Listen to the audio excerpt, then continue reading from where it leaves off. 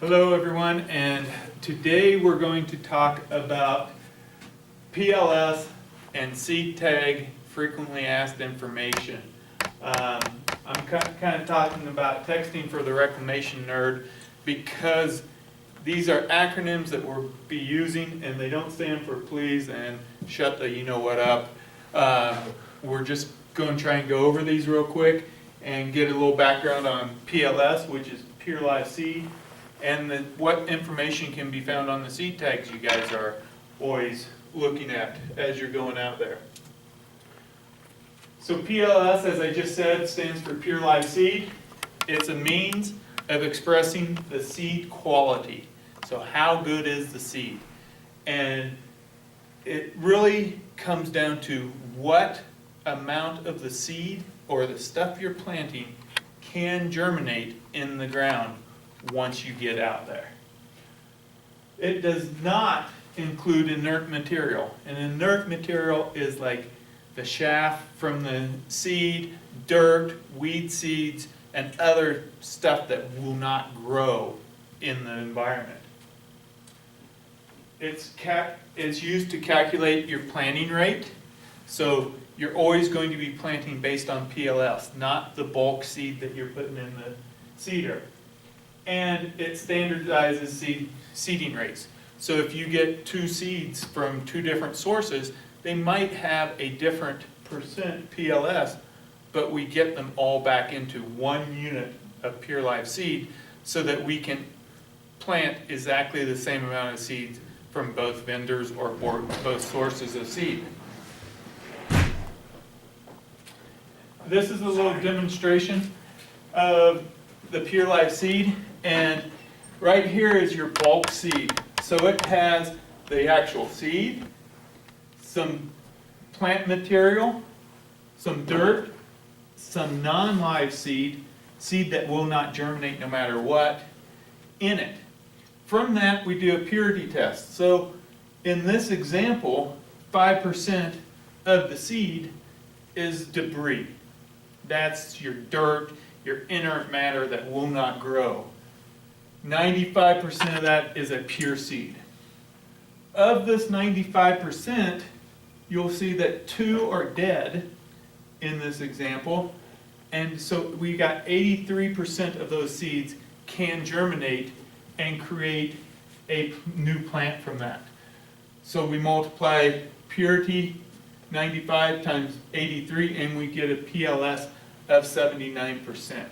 So only 79% of the material that we actually put in the hopper will grow once it's planted, or has the potential to grow.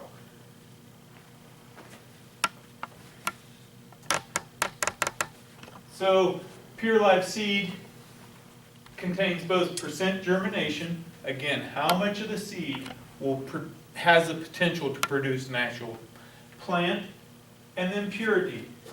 How much of the bulk material is really seed, not all that extra stuff that's in there.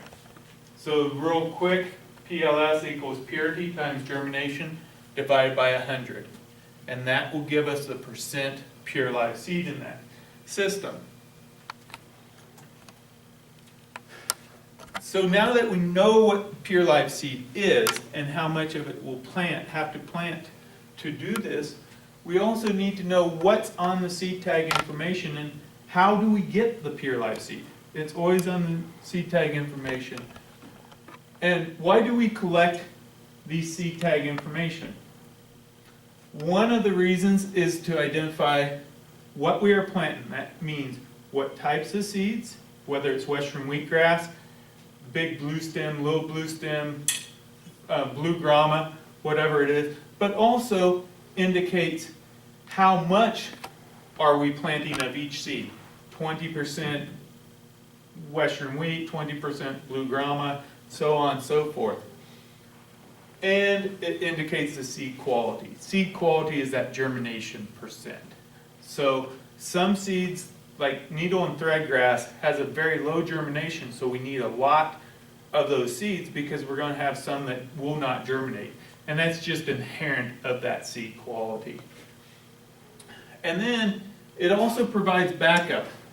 that we are planting what we're supposed to be planting out there. So if an EI comes out to you and asks for a seed tag, what he's really looking for is making sure that you're planting the right seeds in the right places along the line. And these seed tags are what gives us that information. So the seed tags and keeping those seed tags is very important for us to be providing that documentation to our clients. So here's an example of a seed tag that I just pulled off the internet. You can see over here, or in the middle here, we have the types of material that are being planted. So this one has orchard grass, tall fescue, some alfalfa, timothy, and clover in it. But also it has other crop seeds, that inert matter that I've been talking about, which is the dirt and all that stuff, and some weed seed. Over on here tells you the percent of each one of those seeds or products in that seed, and here's the germination rate of that seed. So we now know exactly what we are planting and why we're planting it. Also, we have the origin of that seed. Some seeds, sometimes we'll have to have seed that's only grown locally, and in those cases, this probably won't work because we've got a New Zealand plant in here. The white clover came from New Zealand.